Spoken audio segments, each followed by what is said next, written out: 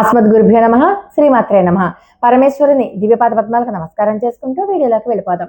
కార్తీక మాసం మొదలవుతోంది కొన్ని రోజుల్లో. మరి కార్తీక మాసం మొదలైతే క్రమక్రమంగా మనం ఈ నదీ స్నానాలతో పాటు మనం ఏం చేస్తామంటే క్షీరాబ్ది ద్వాదశి వ్రతం కూడా చేసుకుంటాం. అంటే కార్తీక దామోదర వ్రతం. అప్పుడు ఏం చేస్తాం, తులసి మొక్కకి ఉసిరి మొక్కకి కూడా కళ్యాణం చేస్తాం. ఆ కళ్యాణం చేసేటప్పుడు చాలా మంది ఏం చేస్తూ ఉంటారంటే ఉసిరి కొమ్మల్ని విరిపేసి తీసుకొచ్చి తులసి కోటలో గుచ్చి ఆ రెండింటికి కళ్యాణం చేస్తాం.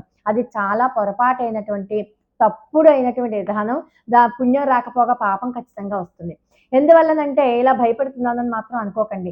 తులసి మొక్క ఎంత పవిత్రమైనటువంటి దివ్యత్వం కలిగినటువంటి వృక్షమో అట్లాగనే ఉసిరి చెట్టు కూడా, ఉసిరి మొక్క కూడా అంతే దివ్యత్వం కలిగినటువంటి మొక్క.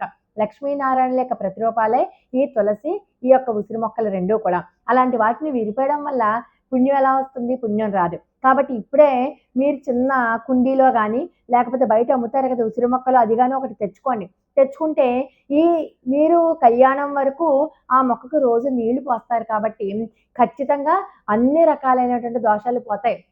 మీరు తులసి మొక్కకి నీరు పోసినా, ఉసిరి మొక్కకి నీరు పోసినా అవన్నీ కూడా పవిత్రమైనటువంటి మొక్కలు, దైవ గుణాలు, దివ్యత్వం కలిగినటువంటి మొక్కలు కాబట్టి ఆ మొక్కలకి సేవ చేయడం ద్వారా కూడా మనం కొంతవరకు మన దోషాలను పోగొట్టుకోవచ్చు.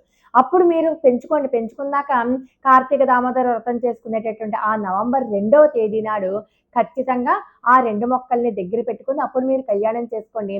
అఖండమైనటువంటి ఫలితం వస్తుంది. ఎట్టి పరిస్థితులలోనూ కూడా మీరు తులసి కొమ్మలను విరవడం కానీ, అలాగే ఉసిరి కొమ్మలను విరవడం కానీ ఎట్టి పరిస్థితుల్లోనూ చేయకండి.